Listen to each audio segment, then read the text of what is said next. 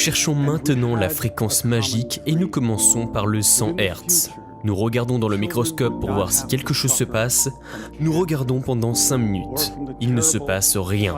Nous essayons des centaines et des centaines de fréquences, si ce n'est des milliers, jusqu'à ce que nous trouvions la combinaison magique. Parce que nous pensions qu'il devait y avoir un meilleur moyen. Il devait y avoir un meilleur moyen, et nous pensons que nous l'avons peut-être trouvé. J'ai ici 2 diapasons identiques, tous deux accordés sur la note La, une note qu'un orchestre accorde.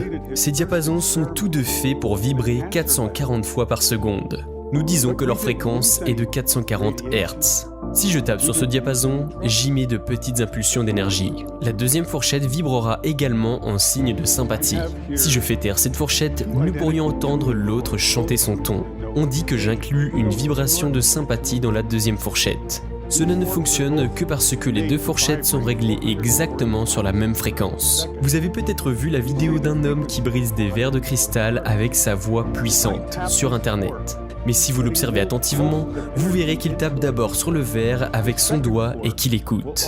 Le verre chante sa tonalité de résonance naturelle. Ensuite, il prend une grande inspiration et chante une note forte et longue, qui induit une vibration résonante dans le verre de cristal. La vibration devient de plus en plus forte, de plus en plus importante, jusqu'à ce que le verre soit brisé. De l'autre côté de la balance, nous avons un pont géant de béton en acier. Un pont suspendu, sur lequel passent chaque jour des voitures, des camions et des bus. Et malheureusement, là où ils ont construit ce pont, un vent régulier soufflait dessus. Et un jour, ce vent a induit une petite vibration dans le pont, à peine perceptible.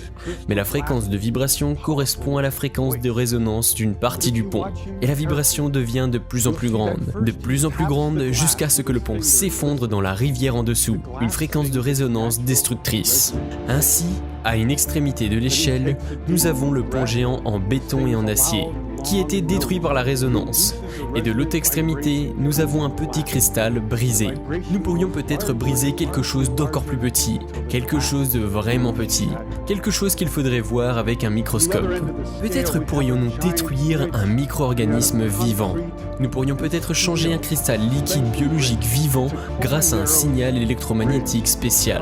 Mais pour ce faire, il faudrait un dispositif quelconque. Nous avons donc consulté la base de données des brevets américains et nous avons trouvé cette invention d'un médecin, le Dr James Barr d'Albuquerque au Nouveau-Mexique. Il s'agit d'un appareil de thérapie par fréquence de résonance, dont le but est d'induire une vibration de résonance dans l'organisme ou la cellule vivante. Si je mets disons 100 Hz, il en sortira 100 impulsions par seconde.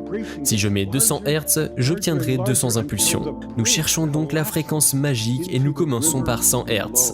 Nous regardons dans le microscope pour voir si quelque chose se passe, et nous observons pendant 5 minutes. Il ne se passe rien. Alors on essaie 101 Hz.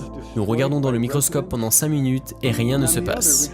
Nous essayons donc 102, 103 et ainsi de suite. Sur une période de 15 mois, nous essayons des centaines, voire des milliers de fréquences, jusqu'à ce que nous trouvions la combinaison magique. La réponse est que vous devez avoir 2 fréquences d'entrée, une basse, une haute, et la fréquence la plus haute doit être 11 fois plus basse. C'est ce que les musiciens appellent la 11e harmonique. Et lorsque nous ajoutons la 11e harmonique, nous commençons à briser les micro-organismes comme un verre de cristal. Nous savons maintenant que le cancer est vulnérable entre les fréquences 1 million Hz et 3 millions Hz.